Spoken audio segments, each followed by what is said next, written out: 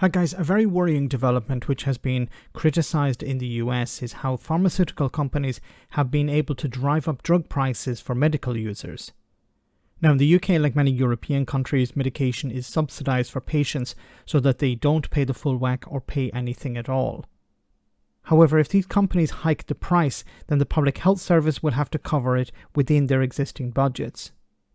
Baron Sikka raised this point in the House of Lords recently, and the response from the government minister was pretty pathetic. Have a listen. The cost of producing Strep A antibiotics has not changed. The selling price has rocketed in recent weeks from 80 pence a packet to £19 per packet, mainly because of profiteering by companies. Can I ask the Minister to launch a publicly owned company to manufacture generic drugs which will provide jobs, exports, secure long-term supplies, protect the NHS budget and end profiteering by drug companies? Does he have any objections? My general thinking, and again it's a personal view, is that actually the market is normally very well placed to supply these things. I think the vaccines was an excellent example whereby they acted incredibly quickly and got COVID vaccines out as necessary. So I think we are always better placed using the strength of the whole market, and we're looking to international suppliers as well. They are always going to be able to provide the necessary medicine in a quicker timescale than our own company.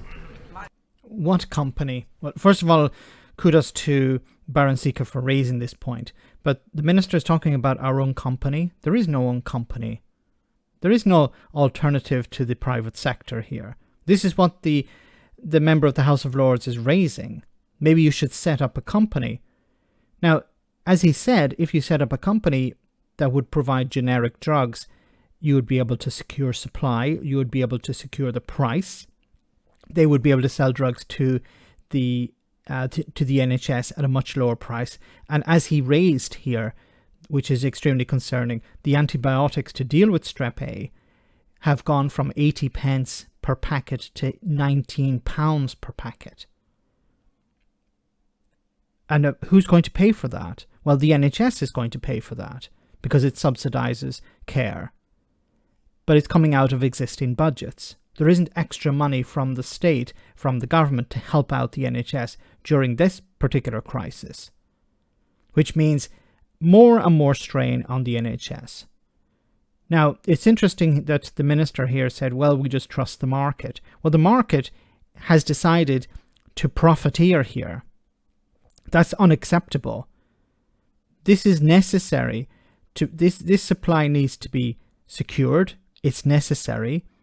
And the NHS can't be put in a position where it has to decide, okay, which drugs are we going to buy because our budget is getting smaller and smaller each year. From 80 pence to £19 per packet is unacceptable. Now, there can be pros and cons of setting up a state company to provide medicines. But the points raised by the member of the House of Lords, Baron Sikka, is correct.